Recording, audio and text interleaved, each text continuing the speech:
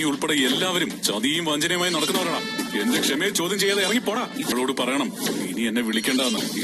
Hello guys, അങ്ങനെ നമ്മുടെ മഹാലക്ഷ്മി പുതിയ പ്രൊമോയിൽ പ്രേക്ഷകർ കാത്തിരുന്ന ആ ഒരു പ്രതികരണം, അതേ പ്രേക്ഷകരെ, നമ്മുടെ കണ്ണൻ ഇത് അറിയുമ്പോഴും മഹാലക്ഷ്മിയോട് എങ്ങനെയായിരിക്കും പ്രതികരിക്കുന്നത് എന്നുള്ളൊരു വലിയ ചോദ്യം തന്നെയായിരുന്നു. കണ്ണൻ എല്ലാം അറിയാലോ, രണ്ടാനച്ഛൻ പണ്ട് ദുഷ്ടനാണെന്ന് അറിയാം, അതുകൊണ്ട് അത് തുറന്നു പറഞ്ഞാലും വലിയ പ്രശ്നം ഉണ്ടാകില്ല എന്നുള്ള രീതിയിലായിരുന്നു. പക്ഷേ ഇത് തുറന്നു പറയാത്തതിന്റെ വിശ്വാസത്തിന്റെ പേരിലാട്ടോ നമ്മുടെ കണ്ണൻ മഹാലക്ഷ്മിയും അനന്തുവിനെയും വെറുക്കുകയാണ്. അനന്തു നമ്മുടെ കണ്ണനെ കാണാൻ വരുമ്പോൾ ഇറങ്ങി പോടാ ചതിയ, നിന്നെ ഞാൻ ഇമ്മാതിരിയല്ല കണ്ടിരുന്നേച്ചേ എന്നൊക്കെ പറഞ്ഞ് നമ്മുടെ അനന്തുവിനെ തള്ളിയിടുന്നുണ്ട്. അതായത് രണ്ട് തല്ല് തല്ലിയിട്ടാണ് തള്ളിയിടുന്നത്.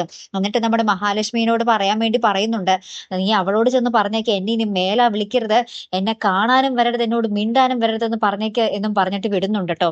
അങ്ങനെ തന്നെ നമ്മുടെ അനന്തു ആകപ്പാട് ഞെട്ടലിൽ നിൽക്കുവാണ്. പിന്നീട് നമ്മുടെ മഹാലക്ഷ്മി നമ്മുടെ കണ്ണനെ ഇങ്ങനെ ഫോൺ ചെയ്ത് നോക്കുന്ന രംഗങ്ങളുണ്ട്. അപ്പൊ കണ്ണൻ എടുക്കാതിരിക്കുകയാണ്. അപ്പൊ കണ്ണൻ എടുക്കാതിരിക്കുന്നത് കൊണ്ട് നമ്മുടെ മഹാലക്ഷ്മി ഇങ്ങനെ ഭയങ്കര ടെൻഷൻ അടിച്ച് നിൽക്കുന്ന ഒരു നിമിഷങ്ങളാണ് നമുക്ക് ഏറ്റവും ഒടുവിൽ കാണുവാൻ സാധിച്ചത്. കാത്തിരിക്കാട്ടോ, അപ്പൊ അടുത്തൊരു വീഡിയോയുമായി വരുന്നത് വരയ്ക്കും ഗുഡ് ബൈ.